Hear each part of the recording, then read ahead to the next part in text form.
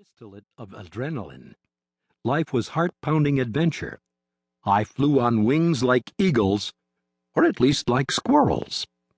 I'm exaggerating, but not much. There have been a few brief stretches of my existence when my heart was riotous with joy, and the wind sang in my ears, and I stretched myself wide to catch as much of it as I could and put off the landing as long as I dared. I twirled and somersaulted mid-air and trusted in the next updraft to carry me over the next cliff. It didn't last. No season does. Which is good, because there have been other times, other seasons, when just getting out of bed was an act of holy defiance. Just facing the day was more intimidating than standing down a dozen Goliaths and realizing I'd left my slingshot on the bus seat. But my life, to date, has been easy compared with most. A lady I know in Canada who, for the past decade, has daily suffered crushing migraines, and no pill or surgery or therapy has brought even a hint of relief, and every morning she wakes, if she slept at all, and endures it one more day.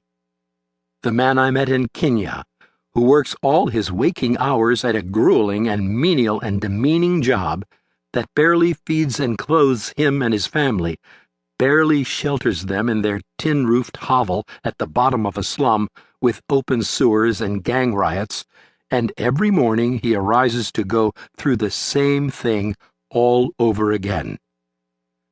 The child I visited, who ails in the grip of a rare and incurable disease that twists his body in painful contortions and robs him of sight and hearing and speech. The parents who love that child and are weary and sad with the weight of that love. And every day, spring, summer, winter, fall, brings more of the same. These too are seasons, though some inordinately long.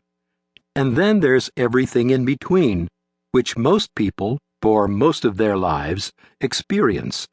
Long and uninterrupted seasons of bland ordinariness.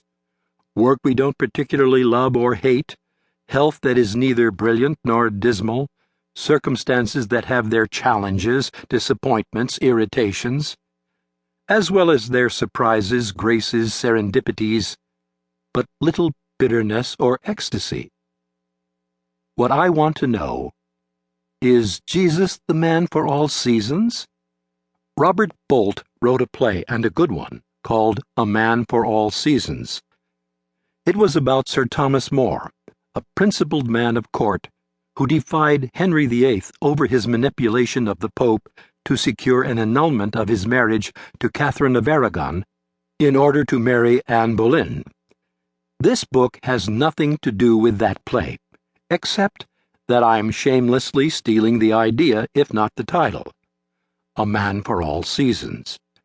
As fine a description as that might be for Sir Thomas More, it's better suited to Jesus of Nazareth.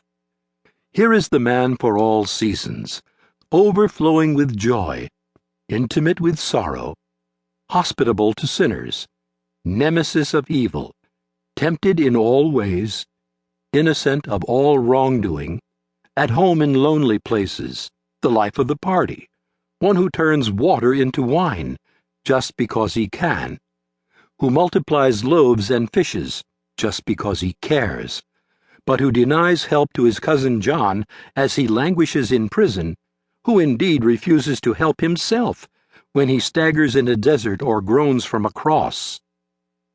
He goes up on mountains and down in valleys. He preaches to thousands, but takes time for any lone beggar, weeping whore, groveling invalid, writhing demoniac, pleading father. He leaves banquets to visit the sick ward. He is silent when talking would help his cause, and talkative when silence seems most prudent. He is rude with bullies and phonies and prigs and, at the same time, tender with losers and seekers and penitents. He's with us when we soar on wings as eagles, and probably even when we wingsuit jump, and with us, too, when we can't walk for fainting, and everywhere in between.